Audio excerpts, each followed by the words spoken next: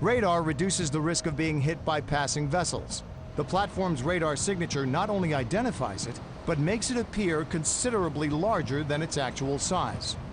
Erected in 1987, Gale has endured many natural disasters. But despite its robust design, Platform Gale can still succumb to the same threat that has ended the careers of more offshore structures than any other: an unsatisfactory profit margin. In 1999, when profits became insufficient, Chevron, the company that built Platform Gale, sold it to Veneco. Veneco is an independent oil company, and we specialize in oil recovery from older oil-producing facilities and leases. We feel that with our lower overhead that we can accomplish a profitable business by producing these older platforms and older facilities. The oil prices stay high enough, why this would be profitable for probably another 20 years. The higher the price of oil, the longer companies can tend to stretch out the life of a platform. When oil was $20 a barrel, $15 a barrel, the companies here were talking about pretty quick turnaround time for decommissioning, and now you rarely hear it. The platform currently produces over 11,000 barrels of oil a day from more than 24 wells, which vary in depth from 6,000 to 16,000 feet. The Monterey, the Sespe, the Upper Topanga, the Lower Topanga, those are names of the different producing geologic zones. Gale generates its own electrical power from turbine generators that run on natural gas, produced from its own wells called sour gas. Because the gas from these wells contains a poisonous compound called hydrogen sulfide, this compound is removed from the gas, producing a waste product called sulfur cake. That sulfur is actually a product that we give away to a local company, and it becomes fertilizer. Platform Gale, like most platforms, is a city unto itself. We operate virtually self-contained here. We make our own water from the ocean, desalination units. We generate our own power. We have our own sewage system. And the only thing that limits our stay is food deliveries. Barring unforeseen developments, Platform Gale will be 40 years old by the time it has reached the end of its useful life and is scheduled to be removed to shore.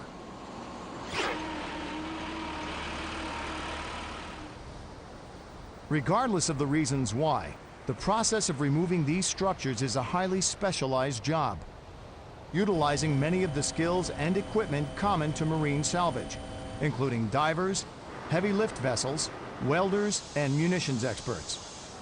Based in Houston, Texas, Bisso Marine is one of the busiest salvage and heavy lift companies in the Gulf. Bisso Marine is a unique contractor in that we do full-service offshore and inshore marine salvage, wreck removal. We do heavy lifts. We're involved in the installations of structures, servicing structures as they need things over the years. And sometimes, unfortunately, we're more or less like the undertaker, and we have to go in there after a casualty and take the components out, deliver them back to the customer if they choose to scrap them or reuse them.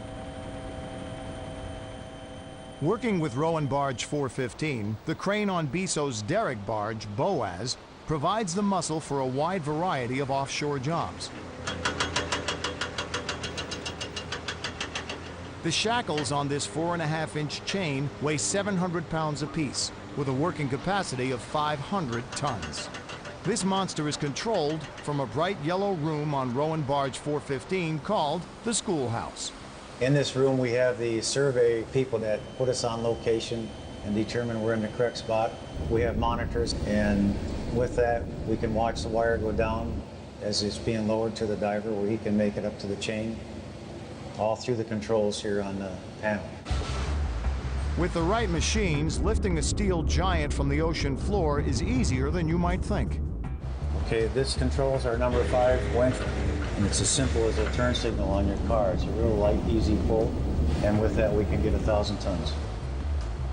All the underwater work, the cutting, rigging, setting explosives, and other activities are performed by the diver, with support from Barge 415. We are performing mixed gas dives. We are doing heavy rigging, jetting, burning on this job site, and everything's controlled from right here. Working at depths of over 250 feet, the divers can only spend about 30 minutes underwater to avoid nitrogen poisoning. After each dive, the diver will spend approximately 90 minutes returning to the surface and 2 hours in the decompression chamber. During each dive, the diver earns his pay doing a difficult job under hazardous conditions. The equipment that he's working with is 500-ton equipment. The size and the weight of this is astronomical. A shackle, which looks like a U that connects chain to cable, is as tall as a man. It's 6 feet tall. To connect this is very difficult because you've got nothing to stand on, so it's pushing and pulling. Watching the monitor feed from the ROV, remotely operated vehicle, the topside crew lowers the cables, chain, and gear the diver needs to cut and harness the heavy sections of rig for removal. We support him as best we can from the surface. We help him out there with the leads for the different tuggers that have to pull on the shackles or the heavy straps. But the man is down there on his own. He's going to do the job. When working on smaller rigs, the entire structure is sometimes removed in one piece, placed on a barge, and taken ashore. But a large production platform requires a different technique. Basically the opposite of the installation process. You start at the top, you remove the helideck, and then you take the topside facility off, and then you run some type of a cutting tool or explosives down the piling, and you cut the piling, and then you just simply lift the jacket away, leaving piling 15 feet below mudline. But when powerful hurricanes like Katrina and Rita strike the offshore oil fields, they create a path of destruction that will take years to clear. However, for the men and machines charged with picking up the pieces, there's more than one boneyard.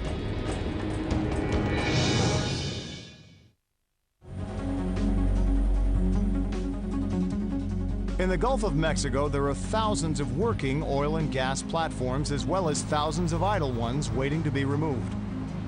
In some places, the idle platforms represent a visual history of offshore technology. The first platforms were creosoted pilings, and most of those are still standing. They were put up in the late 40s and early 50s. And the next technology was the concrete platforms, which were put up in the middle 50s, and then the steel platforms took their place. The steel had many advantages in the fact that they could be recycled. Working deeper offshore created the demand for different types of drilling and production rigs. Technology advanced. Today, some older rigs, designed to work only in shallow and flat areas of the Gulf, may be idle for months, even years, waiting to be refurbished or scrapped, in the shadow of new generations of stronger, more versatile rigs.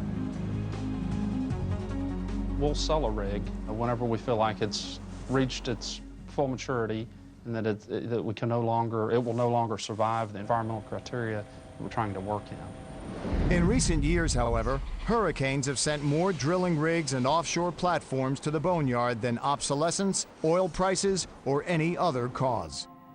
In 2005, Hurricanes Katrina and Rita impacted thousands of platforms in the Gulf. Over 100 were destroyed, and up to 200 damaged badly enough to require removal. Drillers were also severely affected. Shortly after Hurricane Rita, between Rita and Katrina, we lost a total of 5 rigs. The Houston-based Rowan companies have been in the oil industry since the 1920s. Today, Rowan operates more than 21 mobile drilling units, or MODUs, around the world. Rowan uses a type of rig called the independent leg jackup. We'll lower those legs, which makes the barge or the hull elevate on those legs. We then preload the rig, which means we add weight to the rig via pumping salt water on board. What that does is it settles the legs into the seabed. Once that is completed, we jack up to a drilling height, which keeps our hull out of the wave action.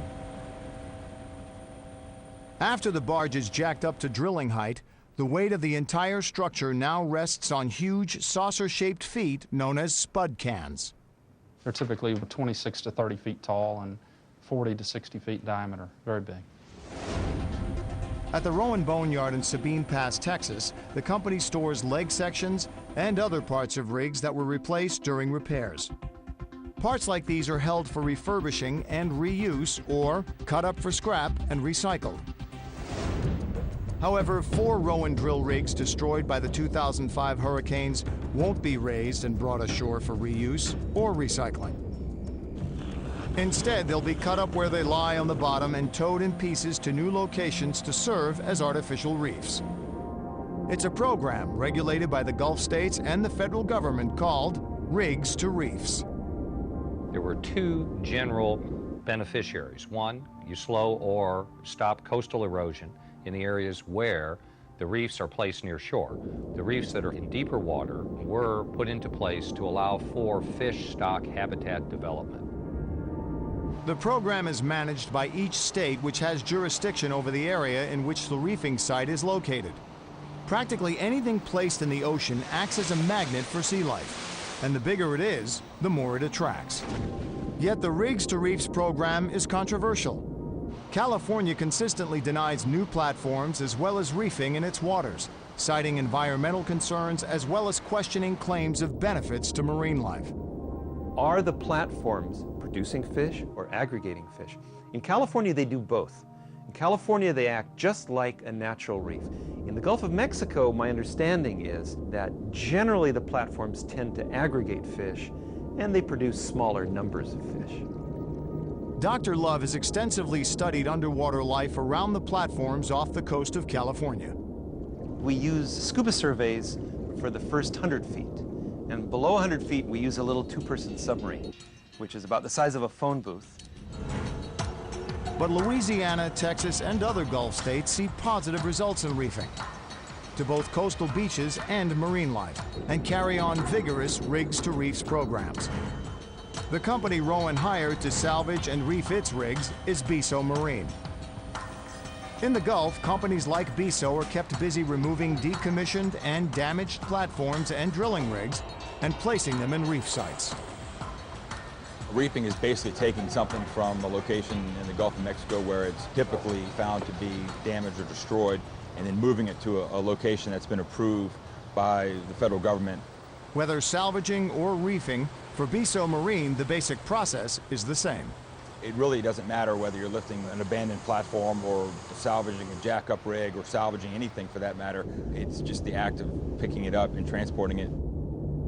Before cutting up and salvaging the pieces of the drilling rig, all oil and other contaminants must be removed. With each piece weighing thousands of pounds, these massive structures must be carefully cabled, chained, and dismantled. For divers, a primary tool is the electric torch. Fed with compressed oxygen, divers use the torch to cut, separate, and remove the pieces section by section. Sometimes there are pieces attached to pieces. If we did not remove those or separate those, it may become dislodged from each other and then falling apart. Each piece of debris must be carefully rigged before the diver can begin cutting, and to facilitate transporting it to the reefing site. This part of the process is critical and differs from salvaging a land-based rig to one at sea. There's just any number of things that can occur in the salvage operation. You know, you're taking something that's designed to be in a normal environment and you're taking it, shaking it up, throwing it down with great force to the seafloor in the case of a hurricane, and sort of all bets are off as far as what you find or what you think you're going to find. Sometimes there's damage and debris that you find that is just in your way. You either move it out of the way or cut it out of the way, or sometimes you just work through it. Unlike cutting a rig up on land, which you can cut pieces off and falls on the ground, and you use crawler cranes to pick up those pieces, underwater, it's just a totally different environment.